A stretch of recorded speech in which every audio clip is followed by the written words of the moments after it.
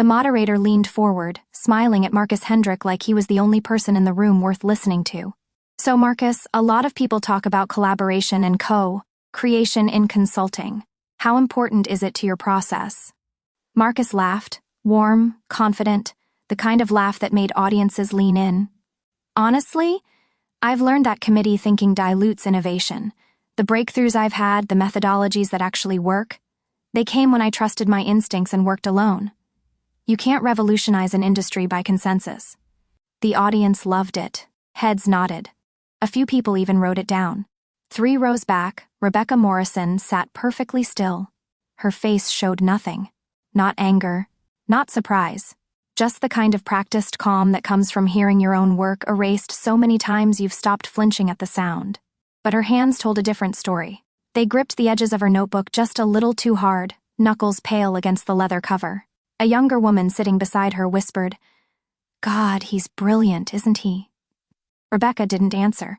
She pulled out her phone, opened a file labeled Documentation, and typed a single entry. Conference keynote, March 14th, 2:47 p.m.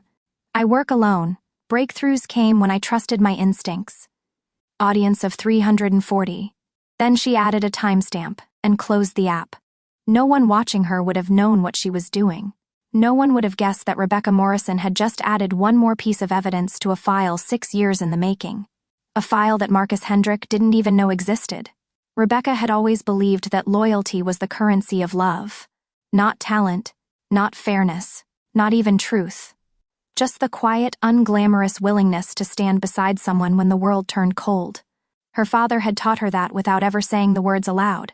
He was the kind of man who drove 3 hours in a snowstorm to help a friend move furniture. The kind who never spoke ill of Rebecca's mother, even after the divorce hollowed him out. He believed that keeping your word mattered more than keeping score. And Rebecca had absorbed that belief the way children absorb the temperature of a room, without thinking, without questioning, until it became the architecture of who she was. She carried that architecture into adulthood like an inheritance. When she met Marcus Hendrick in graduate school, she recognized something familiar in him. A brilliant, scattered energy that needed grounding. A mind that moved too fast for its own structural integrity. Marcus had vision, but no follow-through. Charisma, but no discipline. Ideas that could change entire industries, but no patience for the unglamorous work of making them real. So Rebecca became that patience. She became the structure beneath his innovation, the memory that held his contradictions together, the translator who could take his fragmented genius and shape it into something the world could actually use. It wasn't a formal arrangement, just a natural gravitational pull between someone who burned bright and someone who knew how to tend fire without getting consumed. They started a consulting firm together 6 years ago, built on Marcus's name recognition and Rebecca's operational brilliance. The division of labor felt organic at first. Marcus would charm the clients, pitch the big ideas, be the face that inspired confidence. Rebecca would do the diagnostic work, build the frameworks, execute the transformations that actually saved failing companies. She told herself it was partnership, that different strengths required different roles. That visibility didn't matter as long as the work mattered. But the truth she didn't want to examine too closely was this. Marcus never corrected people when they assumed he'd done her work. He never said her name in interviews. He never mentioned her in the case studies that got published. Never credited her frameworks when he presented them at industry conferences. Never acknowledged that the methodology bearing his name had been designed, tested, and refined entirely by Rebecca. She knew. She knew every single time he erased her from the narrative, every time he accepted praise for her insights, every time he simplified their partnership into his singular genius, and every time she chose silence. There was a client presentation in their second year, a retail company on the verge of bankruptcy, desperate for transformation. Rebecca had spent 6 weeks building a diagnostic model from scratch, a framework that could identify organizational dysfunction patterns in real time and generate adaptive solutions. It was elegant, groundbreaking, the kind of innovation that could define a career. Marcus presented it to the client's board as if he'd thought of it in the shower that morning. "This is something I developed specifically for companies in crisis," he said, walking them through Rebecca's slides, her data models, her insights. "I call it the Adaptive Response Framework." The board was mesmerized. They signed a contract worth $500,000. After the meeting, the CEO shook Marcus's hand and said, "You're a genius. This is exactly what we needed." Marcus smiled. "I'm glad I could help." Rebecca stood 3 feet away, holding the project binder, waiting to discuss implementation timelines. The CEO glanced at her briefly. "You'll be coordinating the logistics, I assume?" "Something like that," Rebecca said. She didn't correct him. Didn't say, "Actually, I built the entire model you just approved." She told herself it didn't matter. The work would speak for itself. The client would be saved. That was what mattered. But late that night, alone in her apartment, Rebecca's hands shook as she updated the project files. She changed the document metadata to reflect her authorship, saved copies of every draft, kept a record of every email where she'd outlined the framework to Marcus, where he'd responded with, "Looks great, run with it." Not because she was planning anything, just because she needed proof that her memory was real, that she hadn't imagined building something Marcus was now claiming as his own. It happened again 4 months later. Marcus won an industry award for innovation. The citation specifically mentioned the adaptive response framework as evidence of his pioneering contributions to organizational transformation. Rebecca watched the awards ceremony from her office, live-streamed on her laptop. Marcus gave a 12-minute acceptance speech. He thanked his mentors, his early clients, his incredible team in the vaguest possible terms. He never said Rebecca's name, not once. When a reporter asked him about his creative process afterward, Marcus said, "I've always trusted my instincts. When everyone else is saying something can't be done, I find a way to do it anyway. That's where real innovation comes from, solitary focus." Rebecca closed her laptop. She didn't cry, didn't call anyone, didn't rage. She just sat there in the silence of her office, feeling something inside her go very quiet and very still. Then she opened her documentation file and added the award citation, the speech transcript, and the reporter's quote. The third time, Rebecca almost said something. Marcus had been invited on a major industry podcast, the kind with hundreds of thousands of listeners, the kind that could make or break a reputation. The host asked him to walk through his signature methodology. Marcus described the adaptive response framework in detail. Every element Rebecca had designed, every principle she'd tested, every application she'd refined through dozens of client engagements. He talked about it like it had emerged fully formed from his own mind. "I remember the night I figured this out," Marcus said, his voice warm with false nostalgia. "I was working on a particularly tough case, and I just had this clarity. What if we stopped treating organizations like machines and started treating them like living systems?" Everything flowed from that insight. Rebecca had been driving when the podcast aired. She had to pull over. Her chest felt too tight to breathe, because she remembered the night the framework had actually been developed. She'd been alone in the office at 2 a.m, running models, testing variables, drawing diagrams on the whiteboard until her hand cramped. Marcus had been at home, asleep. He hadn't even seen the framework until she'd emailed him the finished draft 3 days later. Rebecca sat in her parked car, hands gripping the steering wheel, and felt something she'd never let herself feel before. Rage. Pure, clarifying, dangerous rage. Not at the erasure itself, but at her own complicity in it. Because she'd let this happen. She'd chosen silence every single time. She told herself it was nobility, that ego didn't matter, that the work was what mattered. But the work bore Marcus's name now. The work existed in the world's memory as his creation, and Rebecca had allowed it. She sat there for 20 minutes, just breathing. Then she drove home, opened her laptop, and added the podcast transcript to her documentation file. The file was getting large now. Hundreds of pages. Emails, contracts, published articles, award citations, interviews, every piece of evidence showing the same pattern. Rebecca created. Marcus claimed. She still didn't know what she was documenting for. She just knew she couldn't stop. Rebecca told herself she didn't need recognition. That ego was a distraction from purpose. That self-worth should come from internal knowing, not external validation. These were noble thoughts, the kind that sounded wise in the privacy of her own mind. But nobility, Rebecca was learning, could be a cage disguised as virtue. Every time she swallowed her frustration and chose loyalty to Marcus over advocacy for herself, she reinforced a terrible equation. Her worth was conditional on her willingness to disappear.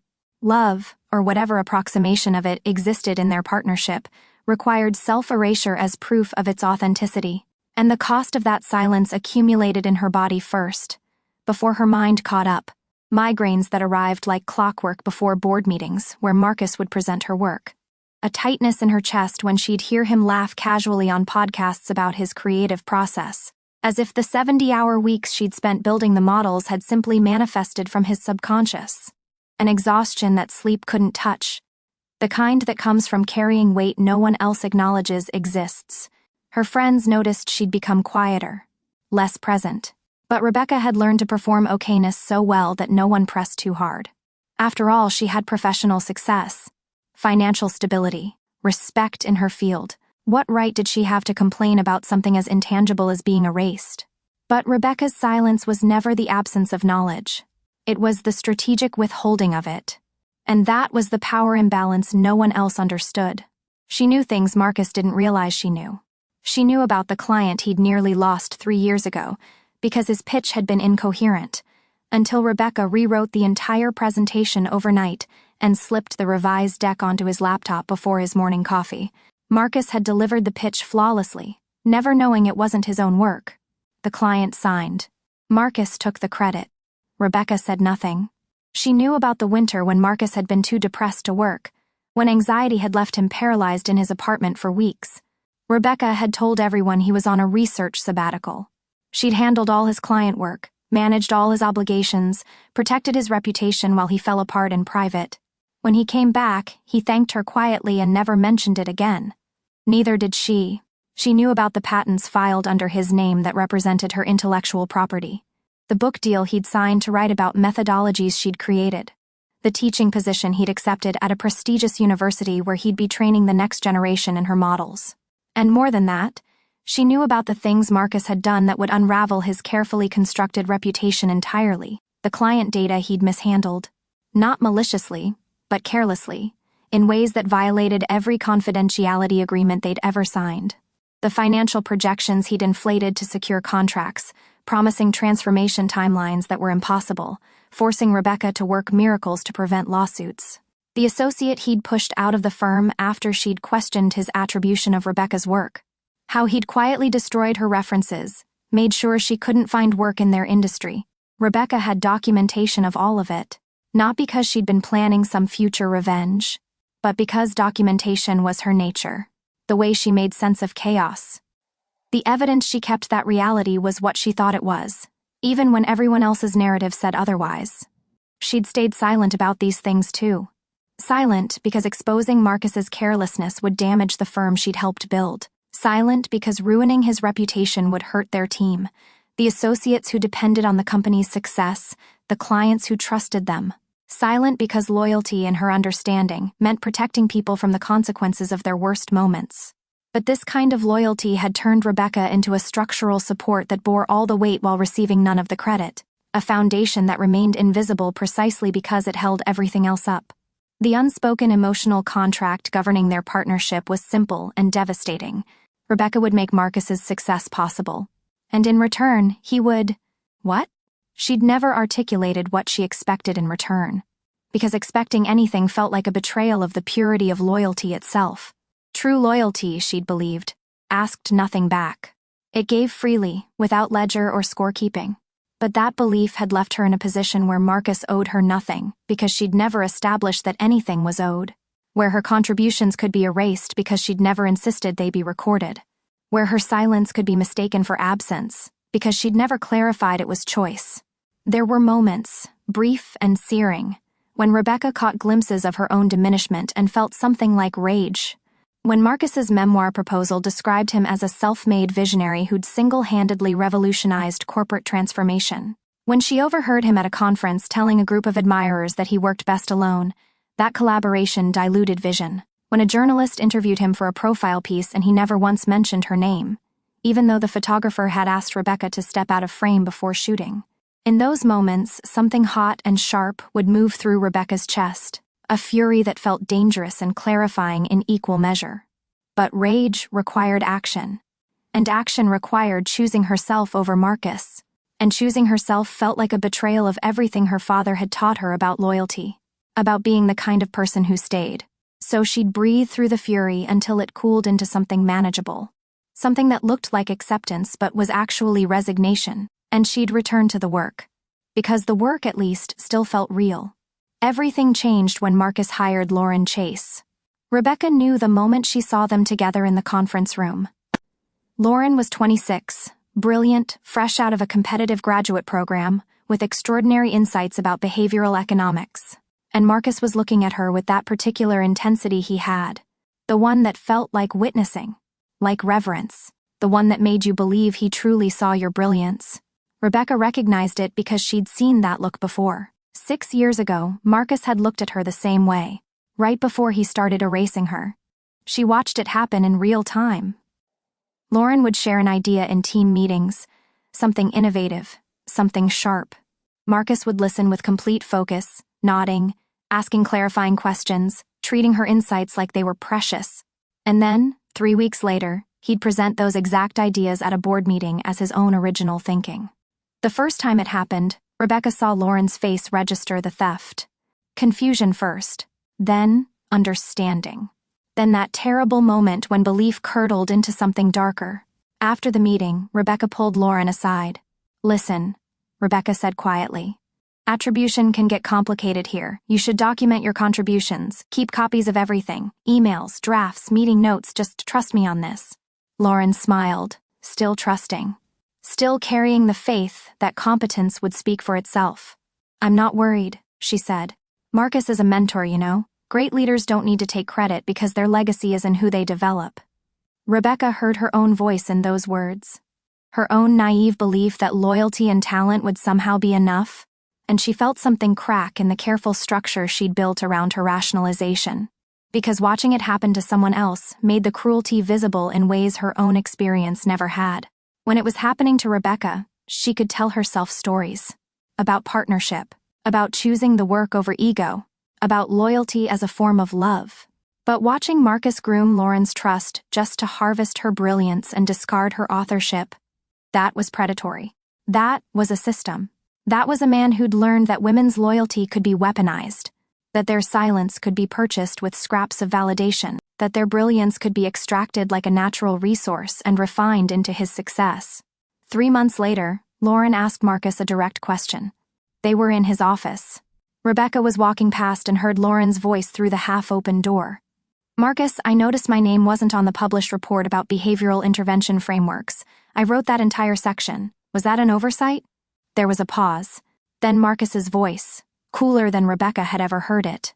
"Lauren, I think you're confused about what authorship means in a collaborative environment. You contributed research. I synthesized it into a coherent framework. That's how knowledge work happens. But I didn't just contribute research. I developed the core thesis. This kind of attitude is concerning." Marcus's tone shifted into something that sounded like disappointment, but felt like threat. "I brought you onto this team because I thought you understood what it meant to be part of something bigger than individual recognition. If you're more focused on getting your name on publications than doing the work, I'm not sure you're the right cultural fit." Silence. Then Lauren's voice, smaller now. "I just wanted to understand the attribution process. The attribution process is that I take responsibility for everything that goes out under this firm's name, which means I get final authorship. If that's a problem for you, we should have a bigger conversation about whether this is the right place for you." Rebecca stood frozen in the hallway. She knew exactly what was happening. She'd had versions of this conversation herself, years ago, before she'd learned to stop asking. Before she'd learned that asking for recognition was framed as ego, as selfishness, as not being a team player. 2 weeks later, Lauren was gone, pushed out quietly, framed as a mutual decision, a poor cultural fit. Rebecca found out through the office grapevine that Marcus had made calls, quietly destroyed Lauren's references, made sure she'd have trouble finding work in their industry. Exactly what he'd done to another associate 2 years earlier. Rebecca sat in her office that night, alone, and felt something she'd been avoiding for 6 years. Not just anger at Marcus, but at herself. Because she could have stopped this. She could have warned Lauren more forcefully.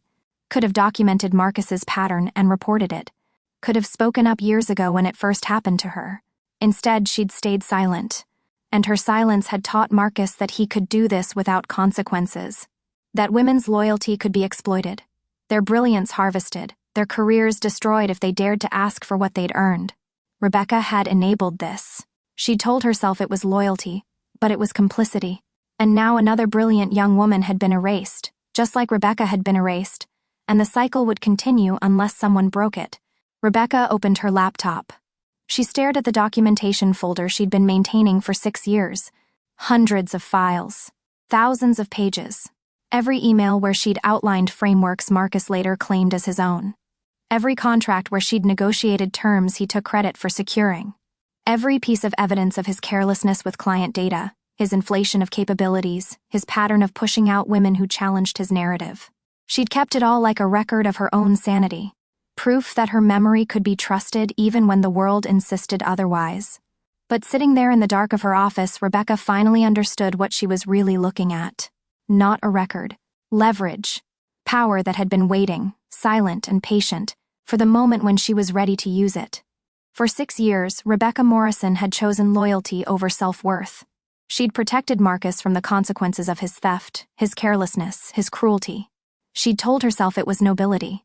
But watching him destroy Lauren the same way he'd diminished her, watching him perfect a system of extraction and call it mentorship, that crossed a line Rebecca hadn't even known existed. The boundary wasn't about her own erasure. She'd proven she could endure that indefinitely. The boundary was about watching Marcus build an empire on stolen brilliance and enabling him to keep stealing. Rebecca looked at the documentation file. 6 years of irrefutable evidence. Proof of who'd built what. Who'd lied about what? Who'd stolen from whom? And for the first time, she didn't see it as a record of victimhood. She saw it as a correction waiting to happen. The truth Marcus didn't know she held. The reality that existed beneath his carefully constructed narrative.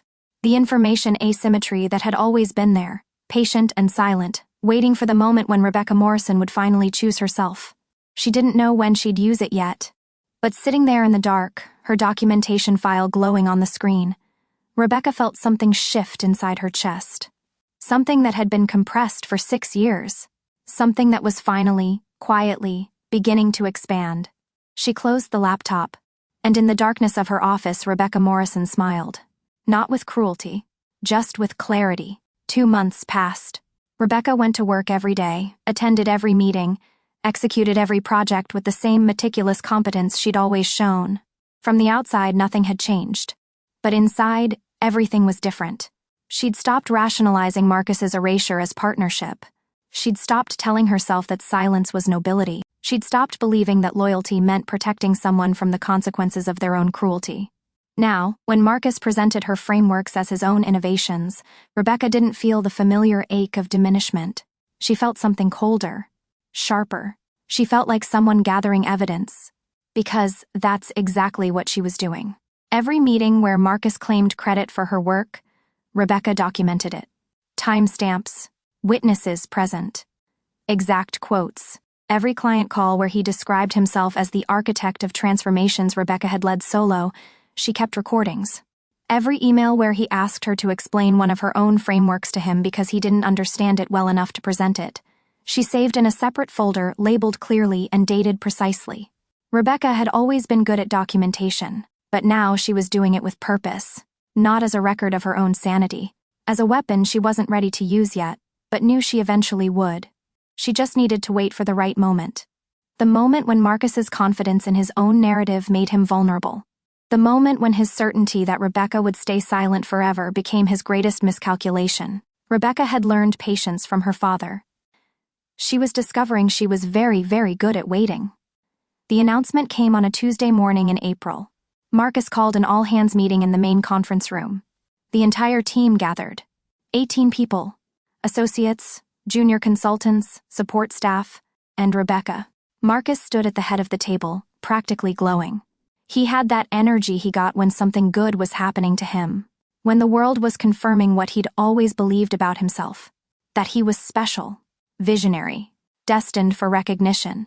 Rebecca sat 3 seats down, her expression pleasantly neutral, her hands folded on the table in front of her. Marcus cleared his throat. "I have some exciting news to share. I've been working on something for the past few months, and it's finally official. I've signed a book deal with a major publisher. The room erupted in congratulations. People clapped. A few of the younger associates actually cheered. Marcus held up his hands, mock humble, grinning. Thank you. Really. This has been a dream for a long time. The book is going to be a memoir about innovation and leadership. How we've built this firm. The methodologies we've developed. The transformations we've led. I want to give people a window into how real change happens. He talked for another 10 minutes. About his vision for the book. His hopes for its impact. How he wanted to inspire the next generation of leaders. Everyone listened like he was handing down wisdom from a mountaintop. Rebecca listened too. But she was hearing something different than everyone else in that room. She was hearing Marcus describe entire chapters built on methodologies she'd created. Case studies from her client work. Frameworks she'd designed. Insights she'd developed through years of unglamorous, invisible labor. All of it about to be published under Marcus's name. All of it described as the product of his singular genius. After the meeting, Marcus approached her. Rebecca, I want you to know, I'm planning to acknowledge the team in the book. There'll be a whole section thanking everyone who's contributed over the years. Rebecca looked at him. Really studied his face. He wasn't lying exactly. He believed what he was saying. He genuinely thought that a generic acknowledgement buried in the back matter was sufficient compensation for 6 years of stolen intellectual property. That's generous of you, Rebecca said. Her voice was perfectly even. No sarcasm. No edge. Marcus smiled, relieved. He'd clearly been worried she might be upset. I'm glad you understand. You've always understood the bigger picture. That's what I've always valued about you. He squeezed her shoulder and walked away. Rebecca stood there for a moment. Then she went back to her office, closed the door, and pulled up the book proposal Marcus had shared with the senior team. She read it carefully. Chapter 1. Marcus's journey from struggling graduate student to industry pioneer. Except, Rebecca had been there. She knew Marcus had nearly failed out of graduate school until she'd helped him salvage his thesis. Chapter 3. The development of the adaptive response framework. The framework Rebecca had created alone during a winter when Marcus was too depressed to work. Chapter 5. Revolutionary approaches to organizational transformation. Every single approach described in the outline was something Rebecca had designed, tested, and refined. Marcus's name was on every page. Rebecca's name appeared once, in the acknowledgments section, alongside the firm's office manager and Marcus's literary agent. Rebecca closed the proposal. She opened a new folder in her documentation file, labeled it Book Deal Evidence. Then she began compiling every email, every draft document, every piece of proof, showing that the intellectual property Marcus was about to publish and profit from belonged to her. It took her 3 hours. When she was finished, the evidence was irrefutable. Timestamps showing she'd authored the frameworks years before Marcus claimed them. Email chains where Marcus asked her to explain her own methodologies to him. Client files with her name on the original project documents. Draft publications with metadata proving she was the sole author. Rebecca saved everything to an encrypted drive. Then she went home, poured herself a glass of wine, and sat on her couch in the dark. She wasn't angry anymore. Anger was too hot, too reactive, too unfocused. What Rebecca felt was colder than anger. It was clarity. Marcus was going to profit massively from her work. He was going to build his legacy on her stolen brilliance. He was going to teach an entire generation that these ideas were his. Unless Rebecca stopped him. And for the first time in 6 years, Rebecca Morrison was ready to stop protecting Marcus from the truth. She just needed to be patient a little longer. She needed to let Marcus get confident enough that he wouldn't see her coming. That weekend, Rebecca did something she hadn't done in years. She went through every file she'd ever created for the firm. Every framework. Every methodology. Every diagnostic tool. She compiled a comprehensive record of authorship, not just emails and drafts, but the development process itself. Early sketches she'd made in notebooks, dated and photographed. Beta versions she'd tested with clients, complete with feedback and iteration notes. Published articles she'd written under her own name years ago that predated Marcus's claims to the same ideas.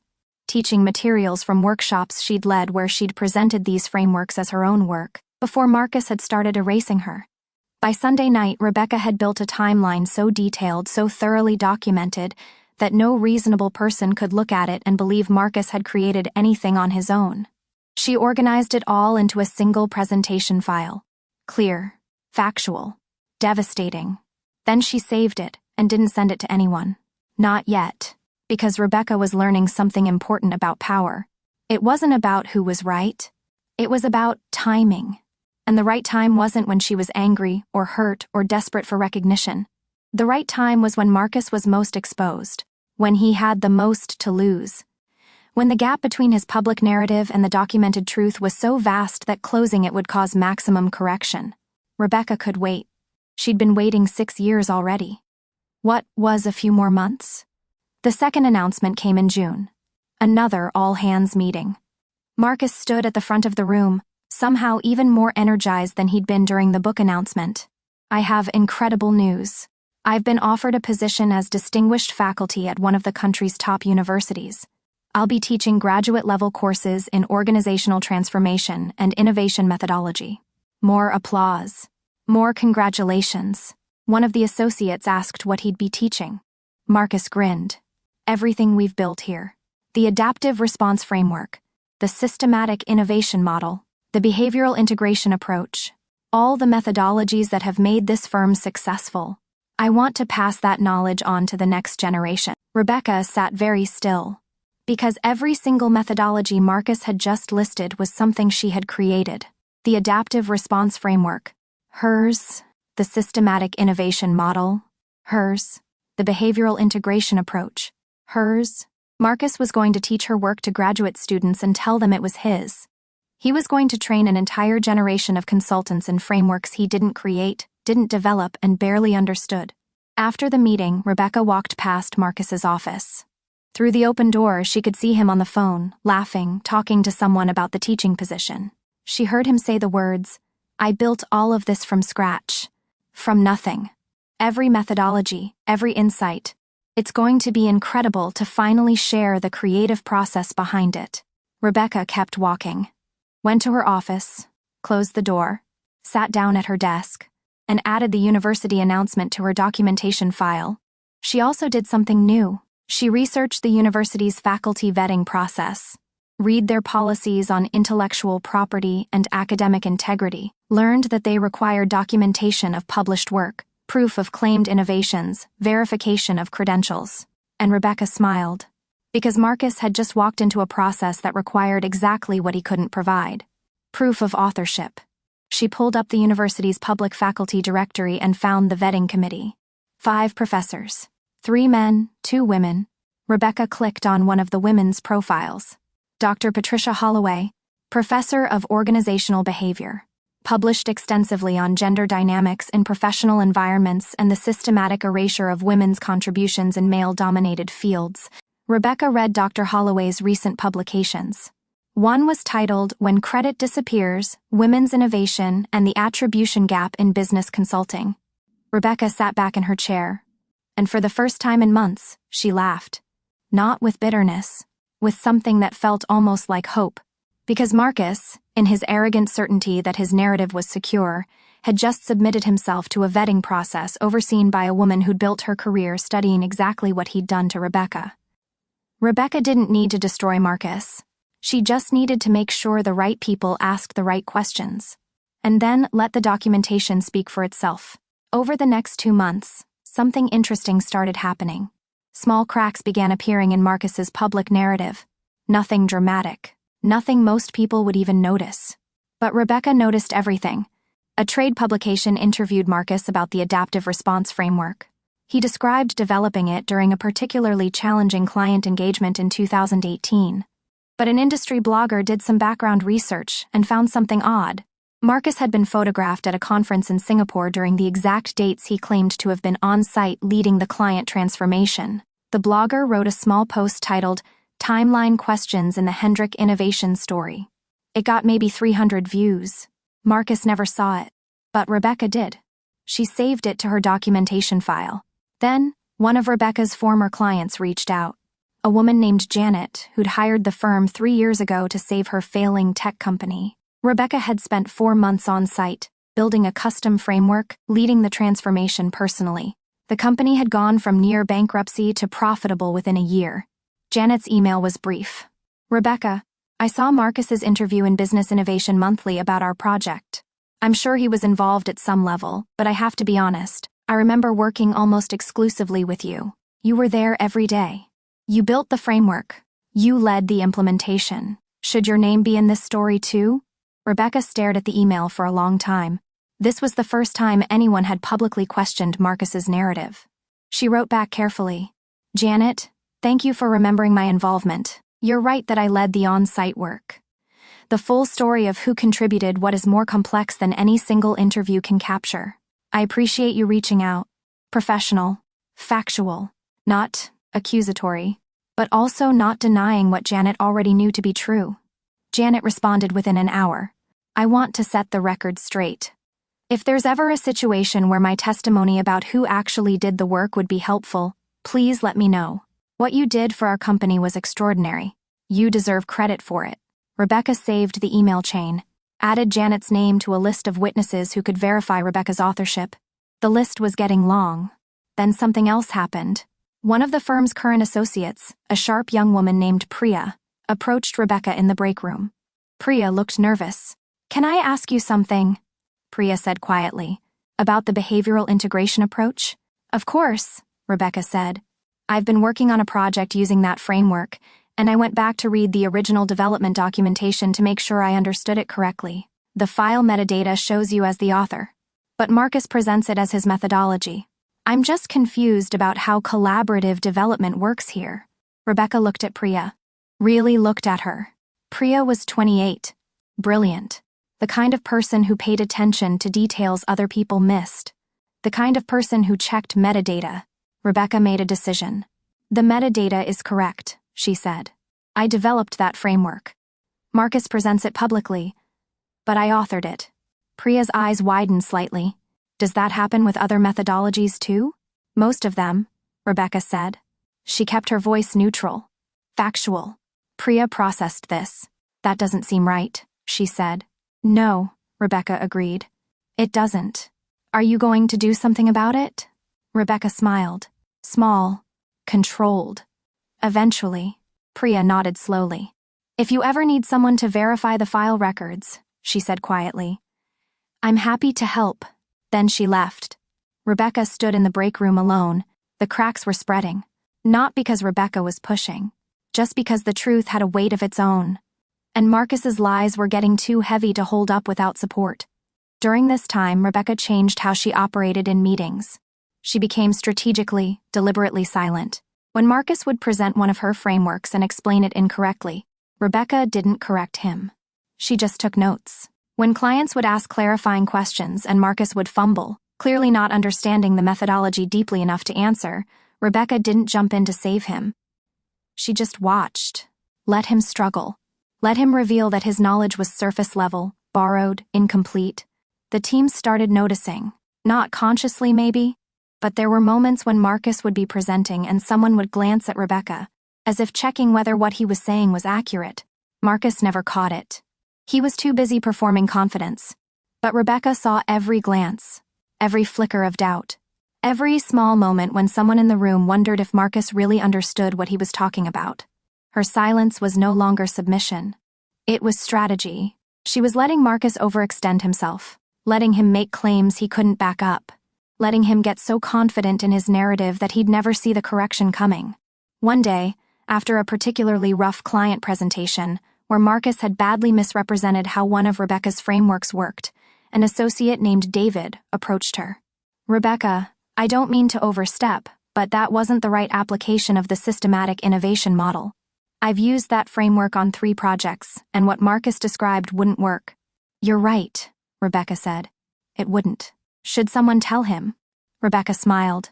I think Marcus prefers to figure things out on his own. David looked uncomfortable. It's just, sometimes it feels like he doesn't fully understand the methodologies he talks about. Like he knows what they're called, but not how they actually work. Rebecca didn't say anything. Just held David's gaze. David swallowed. You built those frameworks, didn't you? Rebecca didn't confirm or deny.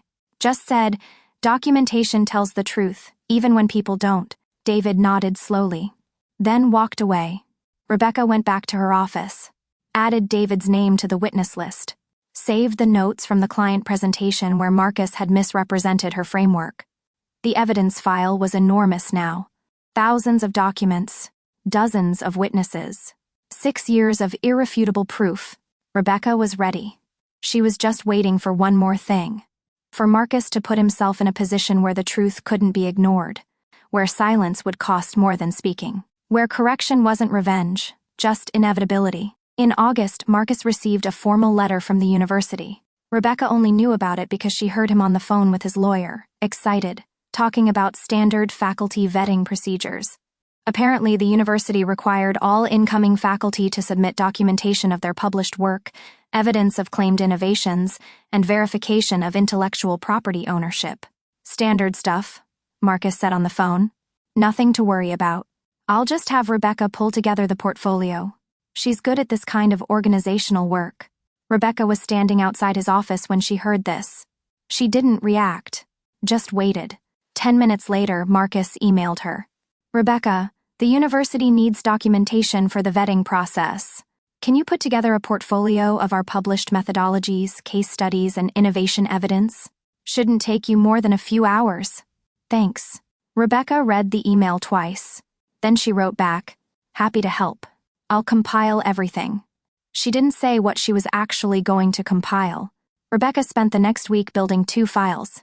File 1 was what Marcus had asked for, a professional portfolio that made him look accomplished, established, credible. Published articles, client case studies, framework descriptions, award citations, everything carefully curated to support his narrative. She sent that to Marcus without comment. He submitted it to the university and went back to planning his curriculum. But Rebecca had also built File 2. This was the file Marcus didn't know existed. Comprehensive documentation of actual authorship, time-stamped emails showing Rebecca developing every framework Marcus claimed, draft documents with metadata proving she was the sole author, client communications with her name on the original project files, published work she'd done under her own name that predated Marcus's claims to the same innovations, file records, witness statements, development timelines, 6 years of evidence organized so clearly, so thoroughly, that no reasonable person could review it and believe Marcus had created anything on his own. Rebecca also included something else, evidence of Marcus's pattern of professional misconduct, mishandled client data that violated confidentiality agreements, inflated financial projections used to secure contracts, documentation of how he'd pushed out Lauren Chase and destroyed her references, the pattern of silencing women who questioned his attribution practices. All of it factual, all of it documented, all of it irrefutable. Rebecca saved File 2 to an encrypted drive. And then she waited. She didn't have to wait long. 3 weeks later, Rebecca received an email from an address she didn't recognize. Dr. Patricia Holloway, the professor who'd written about women's erasure in business consulting. The email was formal but direct. Ms. Morrison, I'm conducting standard faculty vetting for a potential colleague at our university. During my review of Dr. Hendrick's submitted materials, I've noticed some questions regarding attribution and authorship timelines. Your name appears in several file records and acknowledgments. I'm hoping you might be willing to discuss the development history of certain methodologies as part of our due diligence process. This would be a confidential conversation. Please let me know if you're available. Rebecca read the email 3 times. This was it. The moment she'd been waiting for. An official inquiry. A credible authority. A woman who'd built her career studying exactly what Marcus had done. Rebecca could provide File 2 under the protection of a formal vetting process. She could tell the truth in a context where it couldn't be dismissed as bitterness or revenge. She could let the documentation speak for itself. Rebecca's hands were shaking slightly when she typed her response. Dr. Holloway, thank you for reaching out. I would be happy to discuss the development history and authorship of the methodologies in question. I have comprehensive documentation that I believe will be relevant to your review. I'm available at your convenience. She hit send. Then she sat back in her chair and exhaled. For 6 years, Rebecca Morrison had been silent. She'd protected Marcus from the consequences of his theft. She'd enabled his erasure of her work and the work of other women. She'd told herself it was loyalty when it was actually complicity. But that silence was about to end, not with rage, not with revenge, just with truth. Documented, irrefutable, undeniable. Rebecca opened file 2. Reviewed it one more time. Everything was there. Every piece of evidence she'd need to prove that Marcus's reputation was built on stolen brilliance, that his methodologies were her intellectual property, that his narrative was a lie, and that she had been holding the truth all along, patient and silent, waiting for the moment when speaking would finally cost less than staying quiet. Dr. Holloway responded within 2 hours. She proposed a meeting the following week at the university, a formal vetting session. Present would be Dr. Holloway, the dean, and 2 other senior faculty members. Marcus would be invited as well, to clarify attribution questions. Rebecca was invited as a potential curriculum contributor, given her operational role in the firm. Rebecca read the meeting invitation. Marcus would walk into that room confident, unprepared, certain that his narrative was secure. He had no idea Rebecca had spent 6 years building a documentation file that would dismantle everything he'd claimed. He had no idea that his former clients were willing to testify that Rebecca had done the work he'd taken credit for. He had no idea that associates at his own firm had started questioning his authorship.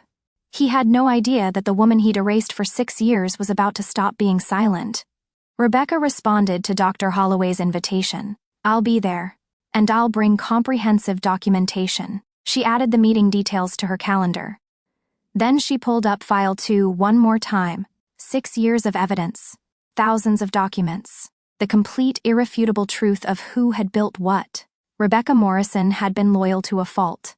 She'd chosen Marcus's comfort over her own recognition. She'd protected him from accountability. She'd stayed silent while he built an empire on her stolen work. But loyalty, Rebecca had finally learned, was only a virtue when it was mutual, when it protected something worth protecting, when it served justice rather than just serving someone who'd never protected her in return. And the information she held, the full documented truth of who'd built what, who'd lied about what, who'd stolen from whom, that was power. Not the kind that humiliated for sport, but the kind that restored reality, that reversed false authorities built on narrative erasure, that gave back to women what had been taken, and called it by its true name. Theft. Rebecca saved file 2 to a USB drive, backed it up in 3 separate locations, made sure that even if Marcus somehow discovered what she was planning, the evidence was already in motion, already in the hands of people who had the authority to demand accountability. She looked at her calendar. 7 days until the meeting. 7 days until Marcus would sit in a university conference room, confident and unprepared, and discover that Rebecca Morrison had never been silent because she had nothing to say. She'd been silent because she'd been documenting everything. And now, finally, the documentation was ready to speak. Rebecca closed her laptop. For the first time in 6 years, her chest felt light. Not with revenge, with clarity, with the certain knowledge that she had chosen truth over loyalty to a lie. That she had chosen self-worth over erasure, that she had chosen to stop betraying herself. The meeting was in 7 days, and Rebecca Morrison was ready.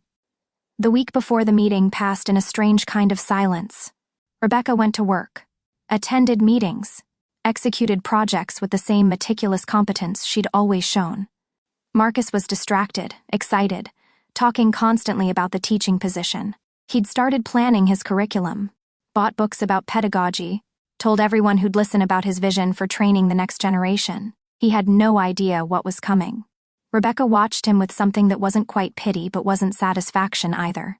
Just a kind of distant clarity. She'd spent 6 years protecting Marcus from the truth. Now the truth was going to speak for itself, and Rebecca was going to let it.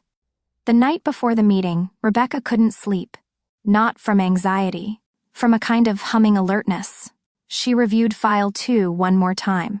Every document in place. Every piece of evidence organized chronologically, tagged clearly, backed up comprehensively. Email chains showing her developing frameworks Marcus later claimed. Draft documents with metadata proving sole authorship. Client testimonials with her name on the original work. Published articles she'd written that predated Marcus's claims to the same innovations. File records from the firm's servers showing she was the creator of every major methodology. Witness statements from associates who'd started questioning Marcus's narrative. And then the misconduct evidence. confidentiality violations, inflated projections, the systematic pattern of silencing women who challenged him. All of it factual. All of it documented. All of it waiting. Rebecca closed her laptop at 2 a.m, lay in bed staring at the ceiling. Tomorrow, everything would change. Not because Rebecca was attacking Marcus, but because she was finally going to stop protecting him from reality. The university campus was beautiful in late August. Old brick buildings, tree-lined pathways, students beginning to arrive for the fall semester. Rebecca parked in the visitor lot and sat in her car for a moment. The meeting was in 30 minutes. She had file 2 on a USB drive in her bag. She had printed copies as backup. She had the names and contact information for every witness who could verify her authorship. She was as prepared as she'd ever been. Rebecca got out of her car and walked across campus to the administration building. 3rd floor, conference room 304. The door was open when she arrived. Dr. Patricia Holloway was already there, setting up a laptop and projector. She was in her late 50s, gray hair cut short, sharp eyes behind wire-rimmed glasses. She looked up when Rebecca entered. "Ms. Morrison, thank you for coming." Rebecca shook her hand. "Thank you for asking the right questions." Dr. Holloway smiled slightly. "That's my job. Please, have a seat. The dean and other faculty members will be here shortly. Dr. Hendrick should arrive in about 15 minutes. Rebecca sat, placed her bag on the table in front of her, folded her hands and waited. 2 other faculty members arrived within 5 minutes. A man in his 60s who introduced himself as Dr. Stephen Chen, professor of business strategy. A woman in her 40s, Dr. Amanda Reeves, professor of organizational psychology. Both were polite, professional, curious. The dean arrived next. Dean Walter Morrison, no relation to Rebecca, despite the shared last name. He was tall, formal, carrying a leather portfolio. He nodded to Rebecca. "Ms. Morrison, we appreciate you taking the time to assist with our vetting process." "Of course," Rebecca said. Her voice was calm, steady. She'd been preparing for this moment for 6 years. She was ready. Marcus arrived exactly on time. He walked into the conference room with the confident energy he always carried into important meetings. Perfectly dressed, warm smile, handshake ready. He greeted the dean first, then the faculty members. Then he saw Rebecca. "Rebecca, good. I'm glad you're here. You'll be able to help clarify the development timelines if needed." He said it like she was his assistant, like her role was to support his narrative. Rebecca smiled slightly. "I brought comprehensive documentation." Good, Marcus said, not hearing the weight in her words. He sat down across from her, still smiling, still confident, still completely unaware that the next hour was going to dismantle everything he'd built. Dean Morrison opened the meeting. "Thank you all for being here. This is a standard faculty vetting session for Dr. Hendrick's potential appointment as distinguished faculty. We've received Dr. Hendrick's submitted portfolio, and we have some questions about attribution and development history for certain methodologies. Dr. Holloway has been leading the review. Patricia, would you like to begin?" Dr. Holloway opened a file on her laptop. The projector displayed the first slide. It was the title page of Marcus's submitted portfolio, Innovation and Leadership, a portfolio of methodological development by Marcus Hendrick. Dr. Holloway looked at Marcus. "Dr. Hendrick, thank you for your submission. Before we proceed with finalizing your appointment, we need to clarify some authorship questions. Let's start with the adaptive response framework, which you've described as your signature innovation." Marcus nodded. "Yes, I developed that methodology in 2018. It's become the foundation of how we approach organizational transformation." Dr. Holloway clicked to the next slide. It showed an email, dated March 2018, from Rebecca Morrison to Marcus Hendrick. The subject line read, "Draft Framework for Adaptive Organizational Response." The email body was visible. "Marcus, I've attached the framework I've been developing over the past 2 months. I think this adaptive model could transform how we approach organizational change. The core principle is treating organizations as living systems rather than mechanical structures. Let me know your thoughts before I test it with the Peterson client next week." Below that, Marcus's response, "Looks great.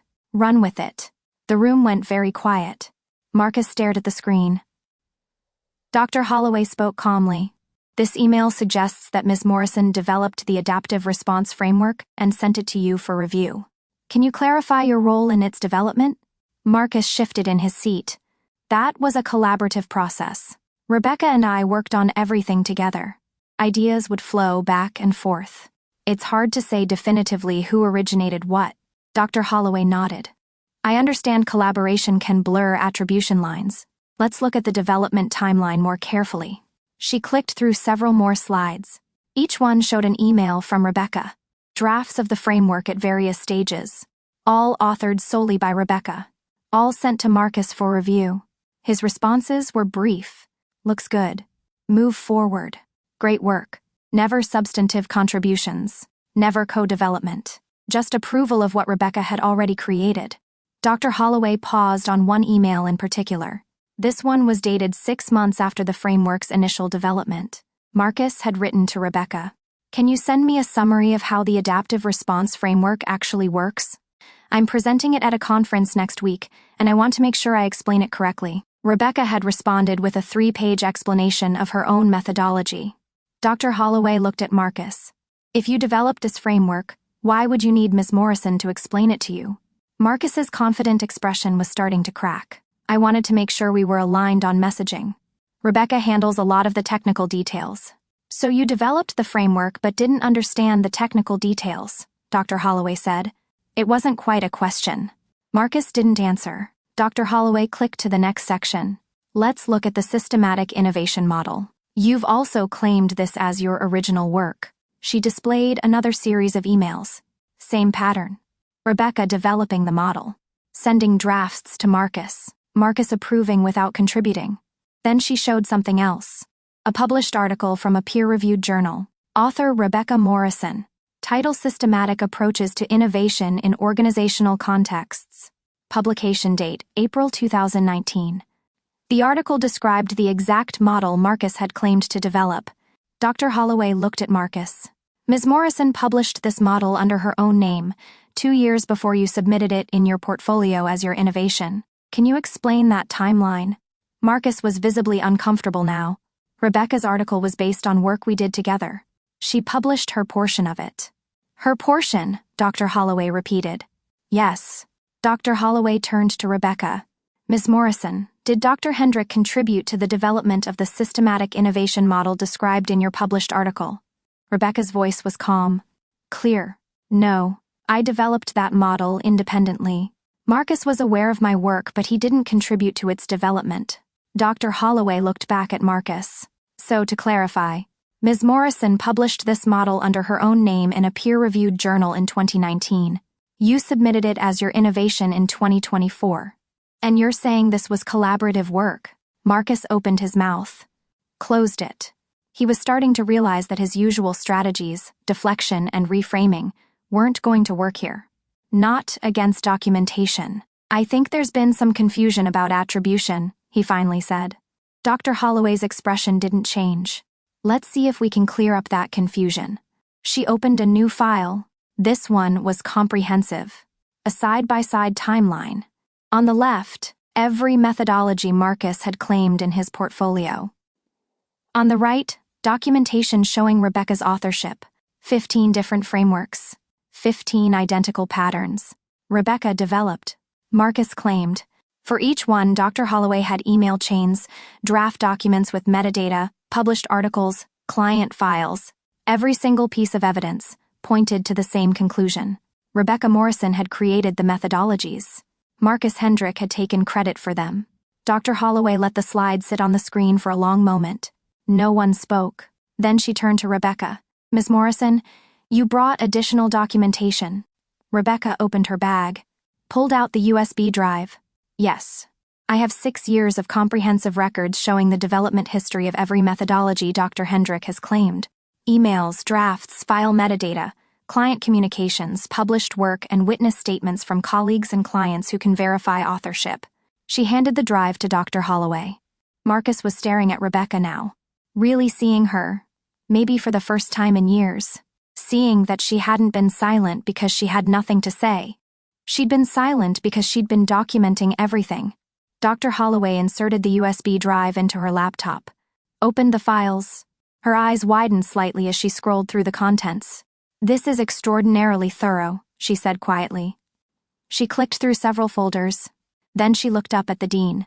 "Walter, I think we need to review this comprehensively before proceeding." The dean nodded. "Agreed." He looked at Marcus.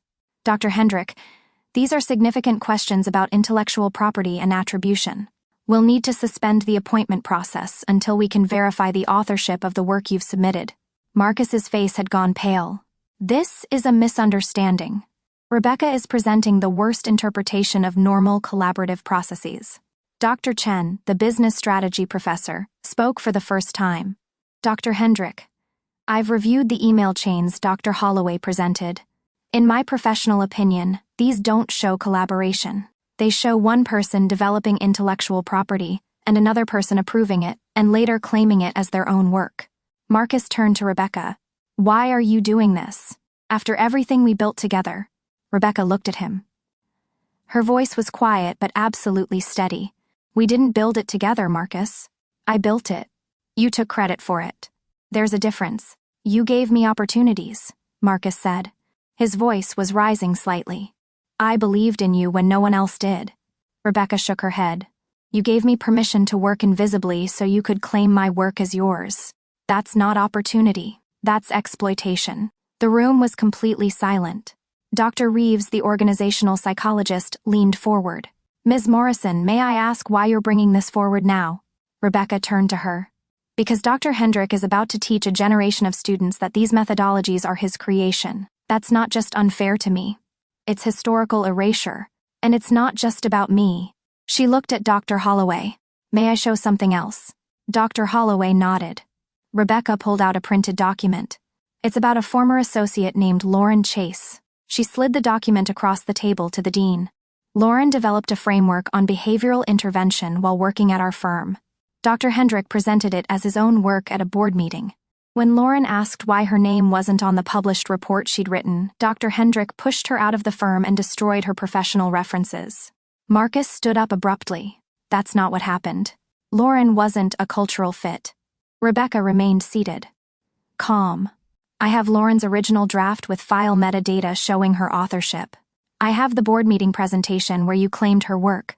I have documentation showing you contacted her potential employers to prevent her from being hired. And I have 3 other examples of women you've done this to over 6 years." She looked directly at Marcus. "This isn't a single case of disputed credit. It's a pattern. You've built a career on harvesting women's work, and I enabled it by staying silent. I'm not staying silent anymore." Marcus was breathing hard now. "You're trying to destroy me." Rebecca's voice didn't rise. "I'm correcting the record. If that destroys your reputation, it's because your reputation was built on lies." Dean Morrison raised his hand. "I think we need to pause here. Dr. Hendrick, we're going to need to conduct a full ethics review before proceeding with your appointment. This will include verifying the authorship of all claimed work and investigating the allegations regarding other employees." Dr. Holloway added, "We'll also need to contact your publisher about the book deal, given the disputed authorship claims." Marcus looked around the room. At the faculty members who were no longer looking at him with respect. At the dean whose expression had gone formal and distant. At Rebecca, who sat calm and still, her hands folded on the table, her face showing nothing but quiet certainty. The confident, charismatic visionary who'd walked into this room 40 minutes ago had completely disappeared. In his place was a man whose entire carefully constructed narrative was collapsing in real time. "This isn't fair," he said. His voice sounded hollow. Dr. Holloway responded quietly. "What isn't fair is claiming credit for work you didn't do. What isn't fair is erasing women's contributions and profiting from their brilliance. The documentation Miss Morrison has provided is clear. You have a pattern of intellectual property theft." Marcus turned to Rebecca one more time. "I made you. Without me, you'd still be nobody." Rebecca held his gaze, and for a moment, she felt something almost like sadness. Not for what was happening to Marcus, but for how long she'd believed that narrative herself. "You didn't make me, Marcus. You used me, and I let you, because I thought loyalty meant protecting you from the truth. But I'm done protecting you." She stood up, looked at the dean. "I've provided everything you need for your review. If you require testimony from witnesses or former clients, I have a list of people willing to verify my authorship. I'm available to answer any additional questions. The dean nodded. Thank you, Ms. Morrison. We'll be in touch. Rebecca picked up her bag, walked to the door, turned back once. Marcus was still standing there, looking lost and small in a way she'd never seen him look before. The faculty members were already huddled around Dr. Holloway's laptop, reviewing the documentation. No one was looking at Marcus anymore. The room had turned. The social gravity had shifted. And the power that Marcus had held through narrative control, through erasure, through 6 years of unchallenged lies, that power had dissolved the moment the truth became undeniable. Rebecca walked out of the conference room, down the hallway, out of the building, into the late summer sunshine. And for the first time in 6 years, she felt light. Not with triumph, just with clarity. She'd stopped betraying herself. She'd chosen truth over false loyalty. And reality had spoken for itself. Rebecca drove home in silence. Didn't turn on music. Didn't call anyone. Just drove. Feeling the weight she'd been carrying for 6 years slowly lifting from her chest. When she got home, she poured herself a glass of wine, sat on her couch, and let herself feel everything she'd been holding back during the meeting. The fear that she'd been wrong, that the documentation wouldn't be enough, that somehow Marcus would talk his way out of accountability the way he always had. The anger at how long it had taken her to speak, at how many women had been hurt while she stayed silent. The grief for the version of herself who'd believed that loyalty meant self-erasure. That love required invisibility, and underneath all of that, something new, something that felt like bedrock beneath years of accumulated sediment. Self-worth, not earned through Marcus's approval, not granted by external recognition, just the simple, solid knowledge that she had value independent of anyone else's narrative. That her work was hers, that her voice mattered, that choosing herself wasn't betrayal. It was survival. Rebecca sat on her couch until the sun set. Then she opened her laptop. She had one more email to write. To Lauren Chase. The subject line was simple. It's done. The body of the email was brief. Lauren, I wanted you to know that I provided documentation to the university about what Marcus did to you. They're conducting a full ethics review. Your case is part of the investigation. I should have done this years ago. I'm sorry I didn't protect you when it mattered. I hope this helps. Even if it's late. She hit send. Then she closed her laptop and went to bed. For the first time in months, Rebecca slept through the night. No migraines. No tightness in her chest. No exhaustion that sleep couldn't touch. Just deep, dreamless rest. The next morning, Rebecca woke to 17 missed calls and 23 text messages. Most were from Marcus. She deleted them without reading. 3 were from associates at the firm, asking if the rumors about the university meeting were true. Rebecca responded simply, "The university is conducting an ethics review regarding authorship attribution. I provided documentation as requested. That's all I can say right now." One message was from Dr. Holloway. "Ms. Morrison, the ethics committee has reviewed your documentation. We'd like to schedule a follow-up conversation to discuss your potential involvement in curriculum development under accurate attribution. Would you be available next week?" Rebecca stared at that message for a long time. They weren't just suspending Marcus's appointment.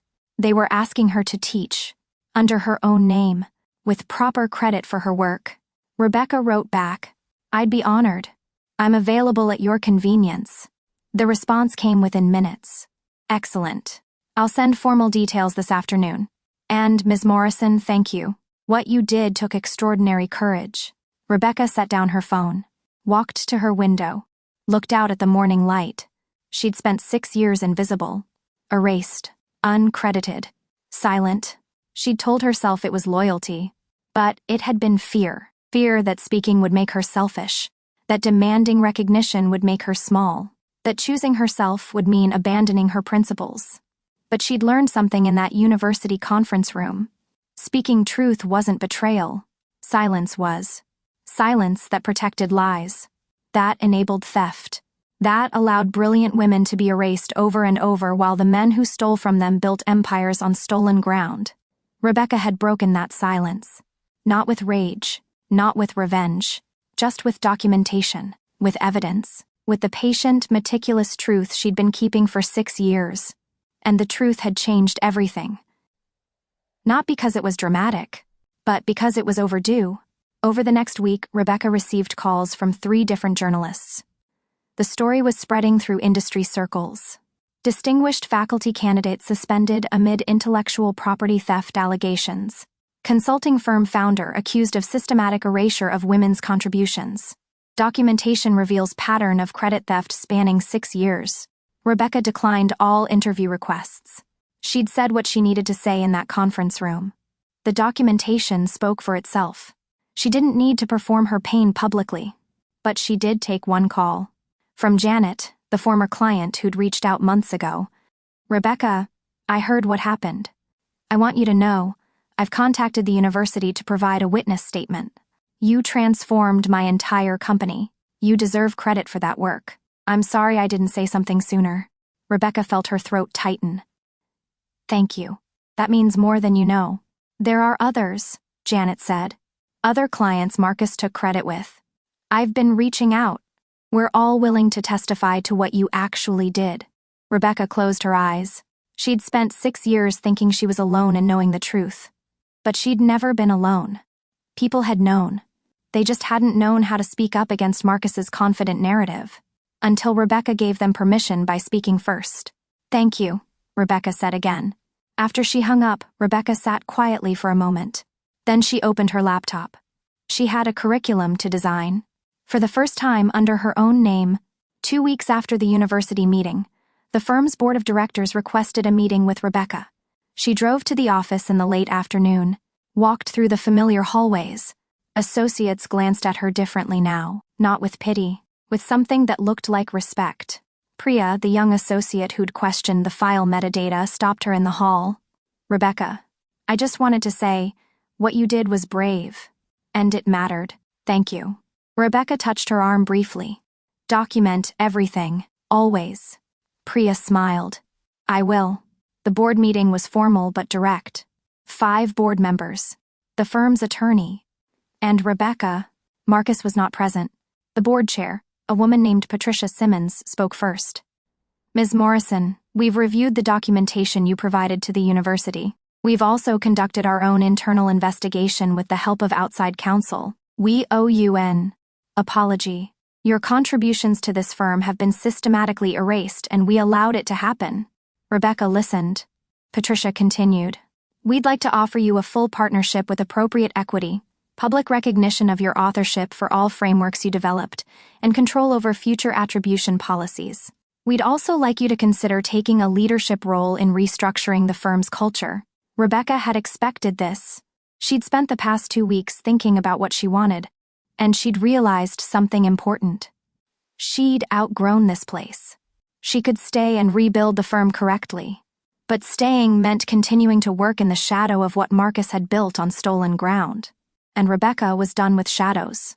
"Thank you for the offer," Rebecca said, "but I'm going to decline the partnership." Patricia looked surprised. "May I ask why?" Rebecca chose her words carefully. "I've spent 6 years making Marcus's success possible while remaining invisible. I could stay here and finally get the recognition I deserve. But this place will always carry the history of my erasure. I need to build something new. Something that's mine from the foundation up." Patricia nodded slowly. "I understand. What would you need from us?" Rebecca had prepared for this. "Full intellectual property rights to all frameworks I developed. Financial compensation for 6 years of uncredited work, and a public statement from the firm correcting the attribution record and acknowledging my authorship." Patricia looked at the attorney. He nodded. "Those terms are acceptable." Patricia turned back to Rebecca. "What will you do?" Rebecca smiled slightly. "I'm starting my own practice. And I'm accepting a teaching position at the university, under my own name. Teaching methodologies I actually created." Patricia extended her hand.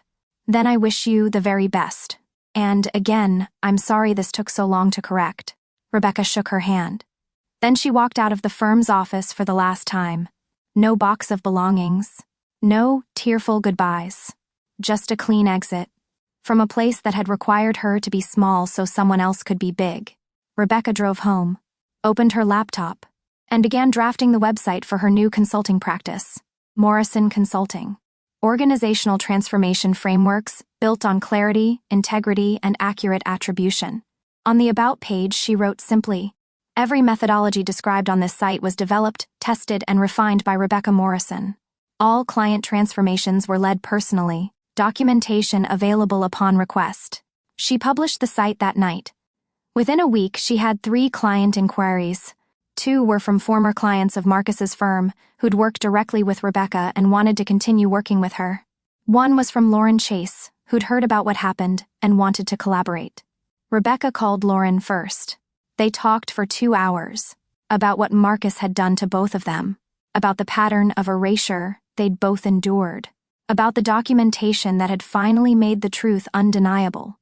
At the end of the call, Lauren said something that stayed with Rebecca. "You know what you taught me. That silence isn't the same as peace. Real peace comes from telling the truth, even when it's hard. Especially when it's hard." Rebecca felt tears in her eyes. "I should have spoken sooner. I could have protected you." Lauren's voice was firm. "You spoke when you were ready. And when you spoke, you didn't just correct the record for yourself. You created space for all of us to be believed. That matters."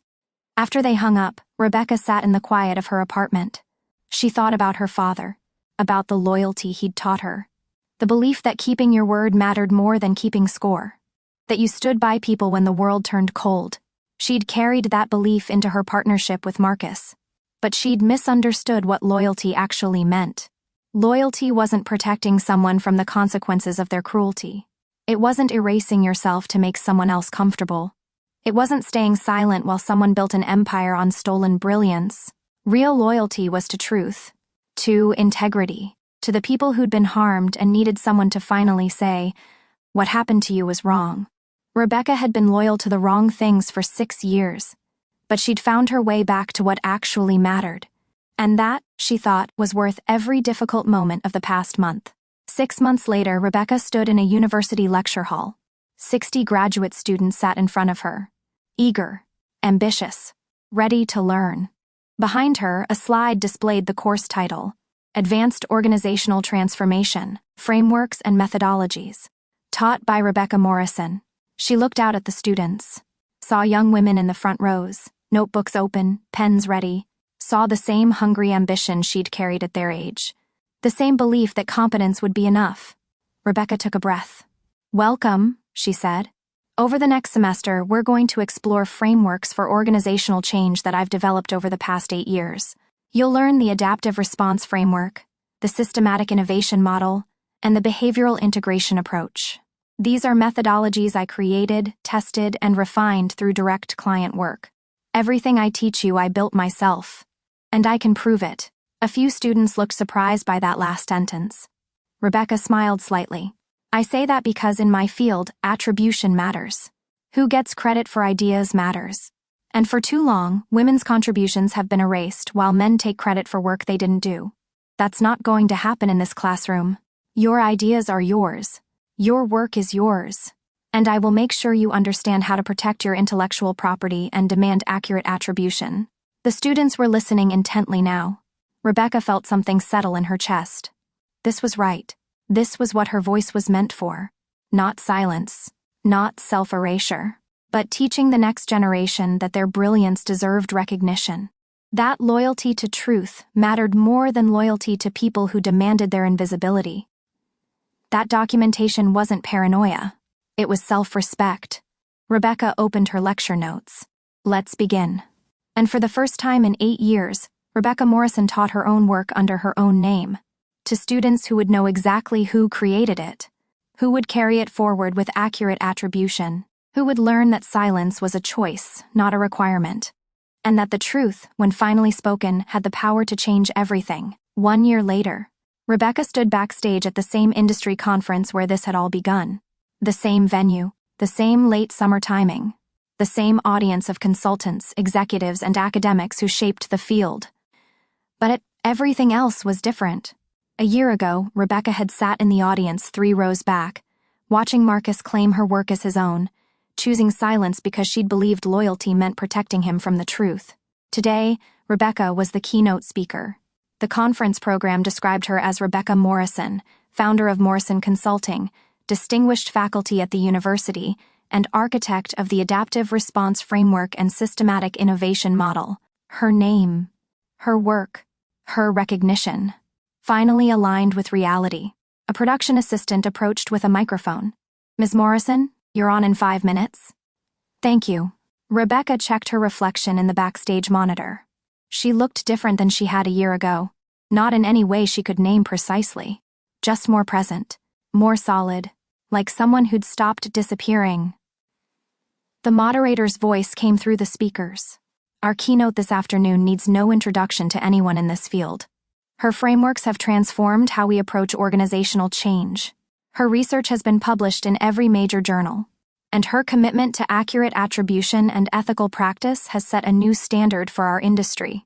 Please welcome Dr. Rebecca Morrison." The audience applauded. Rebecca walked onto the stage. The lights were bright. The room was full. Hundreds of faces looked up at her, and in the back row, she saw him. Marcus. He was sitting alone. No entourage, no admirers. Just a man who'd lost everything he'd built on stolen ground. The university had terminated his appointment after the ethics review. The publisher had canceled his book deal. Several former clients had sued for misrepresentation. The firm had quietly asked him to resign. His reputation, so carefully constructed over years of narrative control, had collapsed in months once the truth became public. Rebecca had heard about all of this secondhand. She hadn't followed his downfall closely. Hadn't needed to. Because this was never about destroying Marcus. It was about reclaiming herself. She looked at him for just a moment, felt nothing but a distant kind of clarity. No satisfaction. No anger. No vindication. Just the simple recognition that she'd stopped letting his narrative define her reality. Then she turned to the audience and began, "Thank you for that introduction. I want to start today by talking about something we don't discuss enough in our field. The question of who gets credit for ideas, who gets remembered as the innovator, and who does the work that changes everything but remains invisible in the story we tell about how change happened." The room was completely silent. For the next 45 minutes, Rebecca shared her frameworks, not as abstract theories, but as living methodologies born from real client work, real failures, real learning. She talked about the adaptive response framework and how she'd developed it during late nights alone in her office, testing variables until her hand cramped from drawing diagrams. She talked about the systematic innovation model and the client who'd been on the verge of bankruptcy, who'd trusted Rebecca's untested approach because she'd presented it with enough conviction to make belief possible. She talked about the years of work that went into building something that looked simple on a slide but represented thousands of hours of invisible labor. And then she talked about what happened when that work was taken, when credit was stolen, when women's contributions were erased and called collaboration. "I spent 6 years watching my work presented under someone else's name," Rebecca said. "I told myself it didn't matter. That ego was a distraction from purpose. That real professionals didn't need recognition because the work spoke for itself." She paused. "But I was wrong. The work doesn't speak for itself. People speak for the work. And when the wrong people speak, when they claim authorship of brilliance they didn't create, history gets rewritten, and the people who actually did the work disappear from the record." Rebecca looked out at the audience, saw young women in the front rows leaning forward, saw older professionals nodding, saw people taking notes. "If you take nothing else from this talk, take this. Your work is yours. Your ideas are yours. And you have not just the right, but the responsibility to protect your authorship. Document everything. Keep records. Demand accurate attribution. Because silence isn't humility, it's complicity in your own erasure." The room erupted in applause. Not polite conference applause.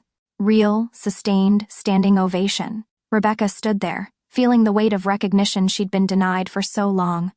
But more than that, feeling the rightness of finally using her voice for something that mattered. Not revenge.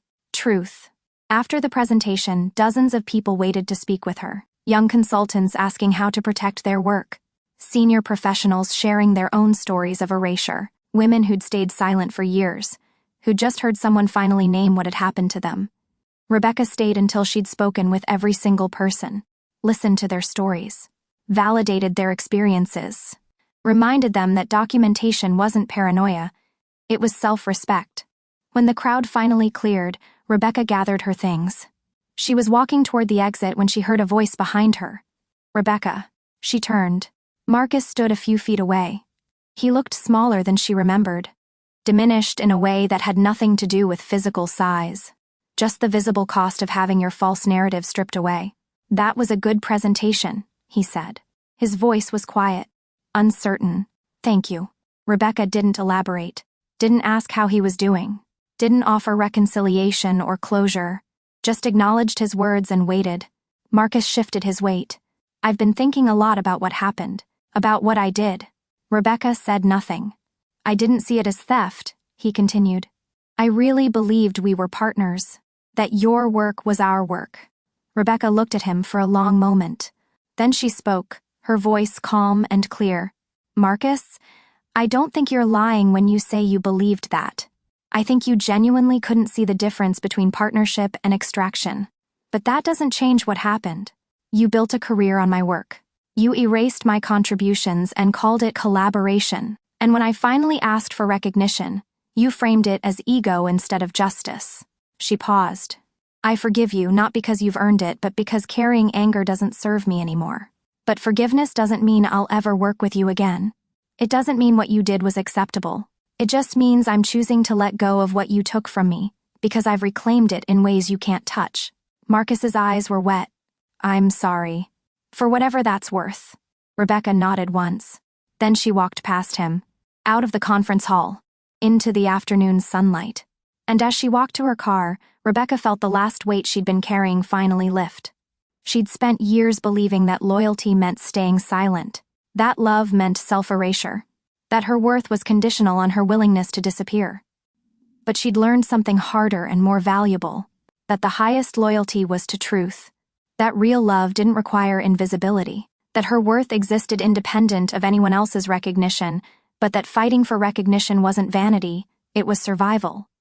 Rebecca got in her car, drove home through the city she'd lived in for 8 years, past the firm's office where she'd spent so many invisible hours, past the university where she now taught under her own name, past the coffee shop where she'd pulled Lauren aside to warn her, too late, about Marcus's pattern. All of it part of her story now, not erased, not forgotten, just integrated into the fuller truth of who she'd become, someone who'd been silent too long. And then finally, bravely spoke. That evening, Rebecca's phone buzzed. A message from Lauren. "I watched your keynote online. You were incredible. Thank you for saying what so many of us needed to hear." Rebecca smiled, typed back. "Thank you for reminding me that speaking up protects more than just ourselves. It creates space for others to be believed." Lauren's response came quickly. "I start my own practice next month. Morrison Consulting inspired me. I'm calling it Chase Strategies. My name, my work, my voice." Rebecca felt warmth spread through her chest. This was why it had mattered. Not to destroy Marcus, but to show other women that silence wasn't the only option. That documentation was power. That truth, when finally spoken, could change everything. Rebecca set down her phone, walked to her window, looked out at the city lights beginning to glow as the sun set. She'd spent so many years in this apartment feeling invisible, watching Marcus build an empire on her brilliance while she told herself that loyalty meant protecting him from accountability. But she wasn't invisible anymore. She was here, present, visible, whole. Her work bore her name. Her voice carried her truth. And the silence that had once felt like virtue now felt like what it actually was. A cage she'd finally stepped out of. Rebecca Morrison had been loyal to a fault, had chosen someone else's comfort over her own recognition for 6 years, had enabled a system that erased brilliant women and rewarded the men who harvested their ideas. But she'd found her way back to what mattered, to truth, to integrity, to self-worth that didn't require anyone else's permission. And standing in her apartment as the evening settled around her, Rebecca felt something she hadn't felt in years. Peace. Not because everything was perfect, but because she'd finally chosen herself. And that choice, more than any recognition or vindication, was the truest form of freedom she'd ever known. Rebecca closed her curtains, made herself dinner, opened her laptop to review tomorrow's lecture notes, and lived her life, visible, credited, whole, the way it should have been all along. Wisdom Bridge. Rebecca's story isn't really about revenge. It's about something much harder, choosing yourself when loyalty has taught you that choosing yourself is betrayal. For years, Rebecca believed that silence was nobility. That enduring erasure made her morally superior to people who demanded recognition. She told herself that ego was the enemy, that selflessness was virtue, that real loyalty asked nothing in return. But here's what she learned. Loyalty without boundaries isn't love. It's self-abandonment. When you give everything and ask for nothing, you don't become noble. You become invisible. And worse, you teach people that your invisibility is acceptable, that your contributions don't need acknowledgement, that your brilliance can be harvested without credit. Think about the silences in your own life. Not the peaceful quiet of contentment, but the suffocating silence of swallowed words, uncorrected lies, contributions you've let others claim because speaking up felt selfish. Ask yourself this: who benefits from your silence, and what are you losing by keeping it? Rebecca's real power wasn't in the evidence she kept. It was in the moment she stopped believing that protecting someone else's narrative mattered more than protecting the truth. Documentation isn't paranoia. It's self-respect. It's saying, my reality matters, even when everyone else's narrative says otherwise. It's keeping a record so that someday, when you're ready, you can stop letting other people tell your story for you. Rebecca didn't speak because she wanted to destroy Marcus. She spoke because silence had become complicity, because her erasure had taught him to erase others, because loyalty to a lie was betraying every woman who'd come after her. The truth changed everything, not because it was dramatic, but because it was overdue. Your voice matters. Your contributions matter. The work you do in the shadows, uncredited and unacknowledged, still has your name on it, even if only you know it right now. And maybe you're in a situation where speaking up feels impossible, where the cost seems too high, where silence feels like the only safe option. That's okay. Rebecca waited 6 years. She documented quietly, built her evidence patiently, waited for the moment when speaking would cost less than staying silent. You get to choose your own timing. But please hear this. Silence is only a virtue when it's chosen freely, not when it's demanded as the price of belonging. Loyalty is only meaningful when it's mutual, when it protects something worth protecting, when it serves justice instead of just serving someone who never protected you in return. And your worth, your value, your brilliance, those things exist independent of whether anyone else acknowledges them. But fighting for acknowledgement isn't vanity. It's survival. It's making sure the next generation doesn't have to choose between visibility and virtue. It's saying that your story matters enough to be told accurately. Rebecca learned that the highest form of loyalty wasn't to Marcus. It was to truth. And when she finally chose truth over the comfortable lie of erasure, she didn't just reclaim her own story. She created space for every woman who'd been erased to finally be believed. So if you're sitting with your own silence right now, holding your own truth, wondering if it's worth the cost of speaking, remember Rebecca. Remember that documentation is power. That truth doesn't need to shout, it just needs to finally be told. And that the moment you stop betraying yourself to protect someone else's lie, that's the moment everything changes. Not because the world suddenly becomes fair, but because you become free. If this story resonated with you, if you've ever felt invisible, erased, or loyal to someone who didn't protect you in return, you're not alone. We share stories like Rebecca's here because silence shouldn't be the price of dignity, and your truth deserves to be heard. Subscribe to Silent Mind Stories for more narratives about resilience, self-worth, and the quiet power of people who refuse to stay erased. Because your story matters. And we're here to remind you of that, one story at a time.